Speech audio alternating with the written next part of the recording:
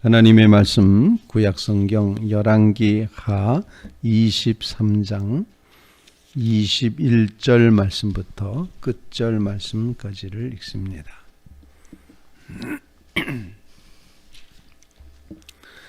열왕기 하 23장 21절 말씀부터 마지막 절 37절 말씀까지를 교독하여 읽도록 하겠습니다. 왕이 뭇 백성에게 명령하여 이르되 이 언약책에 기록된 대로 너희 하나님 여호와를 위하여 유월절을 지키라 하매 사사가 이스라엘을 다스리던 시대부터 이스라엘 여러 왕의 시대와 유다 여러 왕의 시대에 이렇게 유월절을 지킨 일이 없었더니 요시야 왕 18째 해에 예루살렘에서 여호와 앞에 이 유월절을 지켰더라. 요시야가 또 유다 땅과 예루살렘에 보이는 신접한 자와 점쟁이와 드라빔과 우상과 모든 가증한 것을 다 제거하였더니 이는 대제사장 hil기야가 여호와의 성전에서 발견한 책에 기록된 율법의 말씀을 이루려 함이라. 요시야와 같이 마음을 다하며 뜻을 다하며 힘을 다하며 모세의 모든 율법을 따라 여호와께로 돌이킨 왕은 요시야 전에도 없었고 후에도 그와 같은 자가 없었더라. 그러나 여호와께서 유다를 향하여 내리신 그 크게 타오르는 진노를 돌이키지 아니하셨으니 이는 므낫세가 여호와를 경노하게 한 그 모든 경노 때문이라.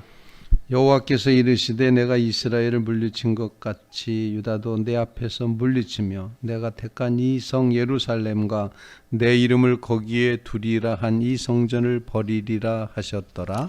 요시야의 남은 사적과 행한 모든 일은 유다 왕 역대지력에 기록되지 아니하였느냐. 요시야 당시에 애굽의 왕 바론 느고가 아수르 왕을 치고자 하여 유브라데 강으로 올라가므로 요시야 왕이 맞서 나갔더니 애굽 왕이 요시야를 무깃도에서 만났을 때 죽인지라. 신복들이 그의 시체를 병거에 싣고 무깃도에서 예루살렘으로 돌아와 그의 무덤에 장사하니 백성들이 요시야의 아들 여호아스를 데려다가 그에게 기름을 붓고 그의 아버지를 대신하여 왕으로 삼았더라.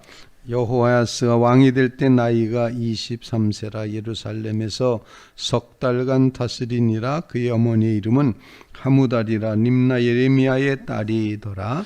여호아스가 그의 조상들의 모든 행위대로 여호와 보시기에 악을 행하였더니 바로 느고가 그를 하맛 땅 림나에 가두어 예루살렘에서 왕이 되지 못하게 하고 또 그 나라로 은 100달란트와 금 1달란트를 벌금으로 내게 하고 바로 느고가 요시야의 아들 여호와김을 그 아버지 요시야를 대신하여 왕으로 삼고 그의 이름을 고쳐 여호와김이라 하고 여호아스는 예루살렘으로 잡아갔더니 그가 거기서 죽으니라.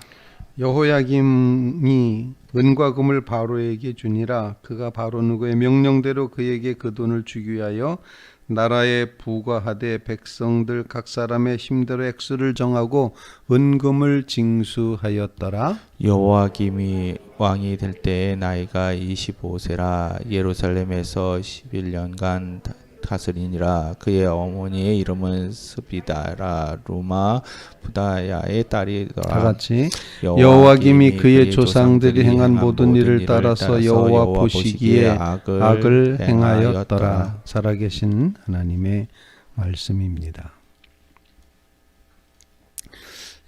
요시야 왕이 하나님의 말씀에 따라 유월절을 지켰다는 말씀, 또 이제 끝까지 샅샅이 우상 숭배를 다 가증한 것을 제거하였다는 사실. 그래서 요시야 왕을 표현할 때 마음뜻 힘 다해서 율법을 따라 여호와께로 돌이킨 왕이 요시야 전에도 없었고 후에도 요시야 같은 사람 없었다. 이렇게 최고의 존재라고 평가를 하는 말씀이 기록되어 있습니다. 하지만 유다를 향한 하나님의 진노는 계속해서 진행되어져 갔음을, 진노를 크게 타오르는 진노를 하나님이 돌이키지 않으셨다. 이런 말씀을 본문에 기록을 하고 있고, 요시야 왕 시대 때 이제 기울어 가는 아수르 제국을 애굽 왕국이 공격을 이제 하려고 그렇게 유브라데까지 이제 쳐들어갔었습니다. 근데 그 전쟁을 아수르를 치려고 하는 애굽을 요시야 왕이 가로막았습니다. 전쟁을 못하게 이제 그렇게 이제 했었는데, 그 결과로 결국에는 요시야 왕이 바로 느고에게 죽고 맙니다. 전사를 당하고 만다 하는 이야기. 그리고 이제 애굽의 바로 느고가 유다를 속국처럼 그렇게 삼아서 이제 여호와스 왕을 세웠다가 석 달 만에 마음에 안 든다고 치워버리고, 또 여호와김 엘리야김을 여호와김이라고 이름을 바꿔서 그들을 이루어 왕을 이제 유다 왕을 되게 하고 조공을 바치게 하는 그런 일이 이루어졌다, 이렇게 표현을 이제 하고 있습니다. 그런데 이 여호아스나 여호야김 모두가 다 하나님 보시기에 악을 행하는 그런 왕이었다, 이렇게 이제 표현을 하고 있습니다. 오늘 말씀의 내용이 그와 같은 내용입니다. 오늘 말씀을 통해서 함께 하나님 앞에 기도할 제목을 나눌 수 있기를 바랍니다.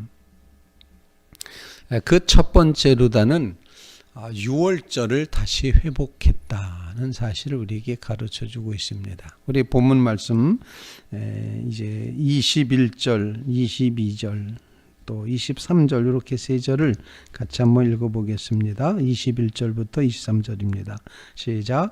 왕이 뭇 백성에게 명령하여 이르되 이 언약책에 기록된 대로 너희 하나님 여호와를 위하여 유월절을 지키라 하매, 사사가 이스라엘을 다스리던 시대부터 이스라엘 여러 왕의 시대와 유다 여러 왕의 시대에 이렇게 유월절을 지킨 일이 없었더니 요시야 왕 18째 해에 예루살렘에서 여호와 앞에 이 유월절을 지켰더라.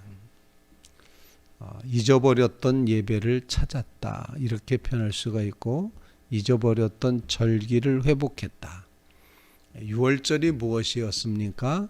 하나님께서 그 백성을 애굽에서부터, 그 노역에서부터, 압제에서부터 풀어 자유하게 구원해 주신 그 구원의 역사가 유월절이었습니다. 구약 성경의 그 중심에는 항상 이 유월절이 담겨져 있습니다. 우리를 종되었던 애굽 땅에서 건져내신 하나님, 이 고백이 끊임없이 이루어집니다. 바로 이 유월절 사건의 중요한 그 유월절 사건의 핵심 중에 하나가 유월이라는 말의 의미처럼, 양의 피를 문설주에 발랐을 때 이제 그 양의 피가 묻어 있는 이스라엘 백성들의 집은 죽음의 기운이 넘어갔습니다. 뛰어넘어갔다, 유월했다. 그래서 유월절이 되었습니다. 그때 희생당한 양의 피, 이것을 신약 성경에 와서는 예수 그리스도를 유월절 어린 양으로 그렇게 이제 생각을 해서 예수님의 십자가의 보혈로 인해서 우리가 구원함을 얻게 된다 하는 것을 가르쳐주고 있습니다. 그렇다면은 유월절을 기억하고 다시 회복했다고 하는 것은 유월절의 어린 양의 피, 그래서 하나님께서 우리를 구원해 주신 그 양의 피, 희생의 피가 있었다는 사실을 다시 한번 확인하고, 그걸로 인해서 구원해 주신 하나님의 은혜 앞에 마음껏 감사하고 축제를 벌이는 그런 모습이 유월절 회복이었다라고 생각을 하게 됩니다.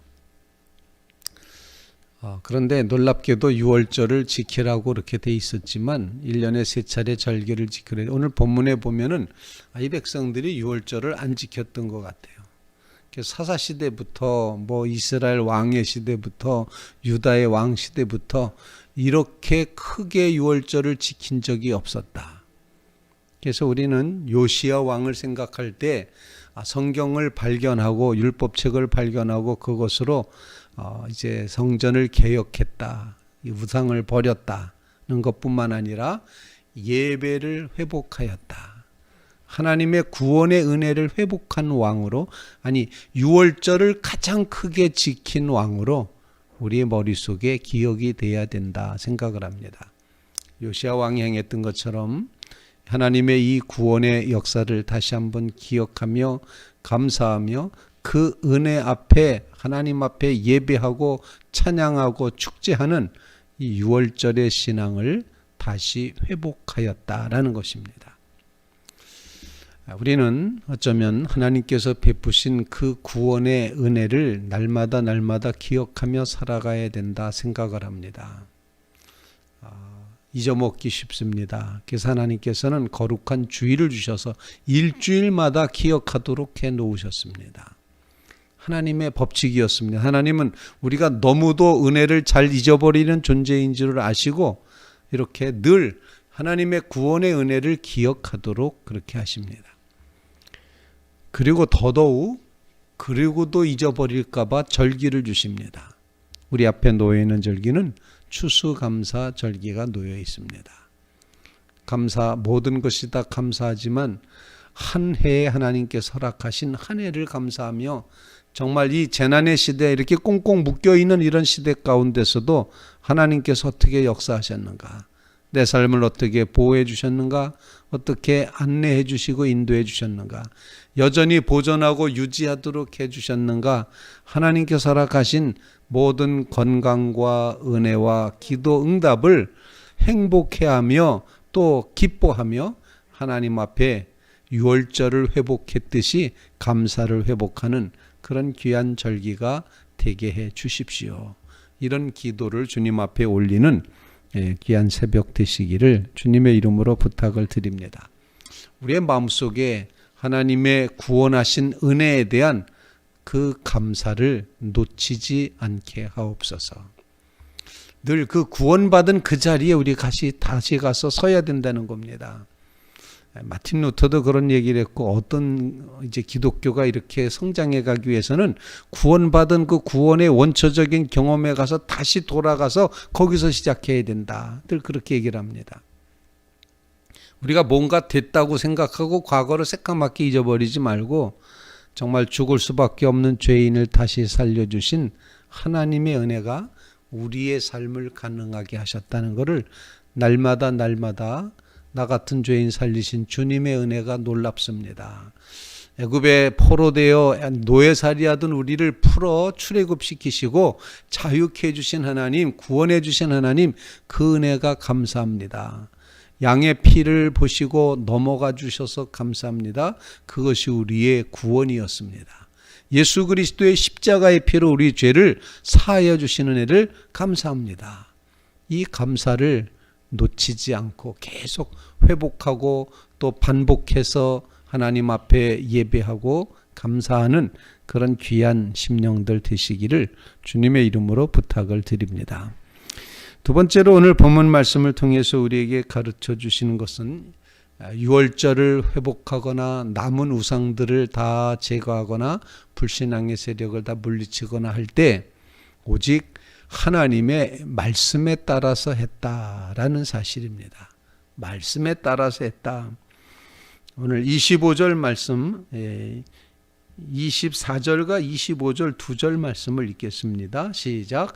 요시야가 또 유다 땅과 예루살렘에 보이는 신접한 자와 점쟁이와 드라빔과 우상과 모든 가증한 것을 다 제거하였으니 이는 대제사장 hil기야가 여호와의 성전에서 발견한 책에 기록된 율법의 말씀을 이루려 함이라. 요시야와 같이 마음을 다하며 뜻을 다하며 힘을 다하며 모세의 모든 율법을 따라 여호와께로 돌이킨 왕은 요시야 전에도 없었고 후에도 그와 같은 자가 없었더라. 한마디로 요시야 왕 말씀으로 했다 최고, 이렇게 표현하고 있지 않습니까? 요시야 왕 최고. 왜? 하나님의 말씀대로 했다 하는 것입니다. 여전히 우리의 삶 속에 끊임없이 우리가 기대해야 되는 것은 말씀이다 생각합니다. 기독교가 자꾸 약해진다고 하는데 약해지는 원인은 말씀에서부터 거리가 멀어졌기 때문입니다. 하나님의 말씀으로 다시 돌아가야 됩니다. 경전으로 돌아가야 됩니다. 성경으로 돌아가야 됩니다. 이 하나님의 언약의 말씀으로 돌아가야 됩니다. 거기에 우리의 살 길이 있고 우리의 존재의 근거가 있습니다. 말씀이 우리를 살리고 말씀이 우리를 인도하실 것이고 말씀이 우리의 인생을 해석해 주실 겁니다. 그리고 말씀이 역사를 주관해 가실 것입니다. 그러므로 요시야 왕과 같이 전에도 없었고 후에도 없었다고 말할 만큼 하나님의 말씀대로 오늘 본문에 뭐라고 표현했는가 하니 마음을 다하여 뜻을 다하여 힘을 다하여 이렇게 되어 있습니다. 이걸 한자말로 바꿔봤더니 심지력 이렇게 되더라고요. 심지력을 다해서 마음을 다하고 뜻을 다하고 힘을 다하여서 하나님의 율법책대로 행하려고 애를 썼다. 이렇게 표현을 하고 있습니다. 오늘 이 말씀을 의지해서 우리도 하나님의 말씀으로 돌아가게 하옵소서. 말씀에 따라 여호와께로 돌이키게 하옵소서. 하나님께도 가까이 가게 하옵소서. 말씀이 우리의 삶에 중심되게 하옵소서. 간절한 기도로 주님 앞에 기도하는 귀한 성도들 다 되시기를 주님의 이름으로 부탁을 드립니다. 세 번째 기도 제목입니다. 이렇게 훌륭한 왕이 있었음에도 불구하고 그 왕에 대한 평가를 이후에도 없고 이전에도 없었다라고 평가를 했는데도 하나님은 한 가지 바꾸지 않으신 것이 있었습니다. 하나님의 심판이었습니다. 오늘 본문 말씀 26절 말씀 같이 한번 읽어보겠습니다. 26절과 27절입니다. 시작. 그러나 여호와께서 유다를 향하여 내리신 그 크게 타오르는 진노를 돌이키지 아니하셨으니 이는 므낫세가 여호와를 경노하게 한 그 모든 경노 때문이라. 여호와께서 이르시되 내가 이스라엘을 물리친 것 같이 유다도 내 앞에서 물리치며 내가 택한 이 성 예루살렘과 내 이름을 거기에 두리라고 한 이 성전을 버리리라 하셨더라. 하나님의 심판이 계속되고 있음을 보여주고 있다는 것입니다. 크게 타오르는 진노를 돌이키지 않으셨다. 하나님의 심판의 철저함을 우리에게 보여주시고 있습니다. 성전조차도 버리시겠다. 엄중한 경고 아니겠습니까? 하나님의 심판은 반드시 이루어진다라는 것. 유다 백성이 하나님을 향하여서 불신앙이었을 때 하나님은 경노하시고 그 경노 때문에 진노를 돌이키지 않으신다. 특별히 누구의 어떤 왕의 이름이 들어 있습니까? 아주 지독한 왕 므낫세 왕, 아주 철저하게 불신앙의 우상 숭배를 했던 므낫세 왕 요시야의 할아버지라고 표현할 수 있는 이 므낫세 왕의 죄 때문에 결국 이와 같은 일이 벌어지고 말았다라는 것입니다. 하나님은 심판하기로 결정하신 것을 돌이키진 않으셨다. 그래서 그랬는지 그 이후의 왕들이 여호와스라든지 또 이제 여호야김이라든지 이런 왕들이 여호와 보시기에 악을 행하였더니 32절 여호아스가 그의 조상들의 모든 행위대로 여호와 보시기에 악을 행하였더니 37절 말씀에도 여호야김이 그의 조상들이 행한 모든 일을 따라서 여호와 보시기에 악을 행했더라. 심판은 예정되어 있는데도 불구하고 보시기에 계속 악을 행하다가 결국 남왕국 유다는 멸망당하고 만다는 사실. 여호아스는 애굽에 이제 끌려가서 그야말로 애굽의 볼모로 붙잡혀가 있게 되고 그의 형제였던 엘리야김, 여호와김이 이름 바꿔서 애굽의 조공을 바치는 처참한 그런 형편이 되고 말하는데 그 두 왕이 다 여호와 보시기에 악을 행하였다라고 말씀을 하고 있습니다. 하나님의 심판이 돌이키지 않는 심판이 있다는 사실, 우리가 두려운 마음으로 하나님의 심판을 기억하면서 하나님 앞에서 거룩함의 삶을 다시 한번 결단하며 나가는 믿음의 성도들 꼭 되시기를 주님의 이름으로 부탁을 드립니다. 심판은 분명히 있습니다. 너만 심판하는 것이 아니라 나도 심판받습니다. 우리 모두가 다 심판대 앞에 놓여 있다는 사실, 그리고 반드시 죄는 하나님 죄대로 두고 보실 수 없어서 반드시 심판하신다는 것, 그리고 거짓과 악은 반드시 무너지게 돼 있다는 것, 하나님의 심판은 반드시 이루어진다. 이 마음이 이제 고통당하고 어려움당하고 의의를 행하다가 박해받는 모든 심령들 가운데 위로가 되고 용기가 될 줄로 또한 믿습니다.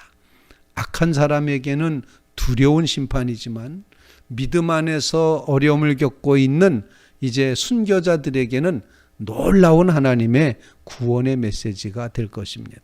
하나님의 심판이 분명하다는 사실을 기억하면서 오늘 하루도 하나님 주님의 심판대 앞에 서는 심정으로 정말 살얼음을 걷듯이 그런 경건한 마음으로, 거룩한 마음으로 오늘 하루도 걷게 해주십시오. 간절히 구하며 기도하는 귀한 새벽이 되시기를 주님의 이름으로 부탁을 드립니다.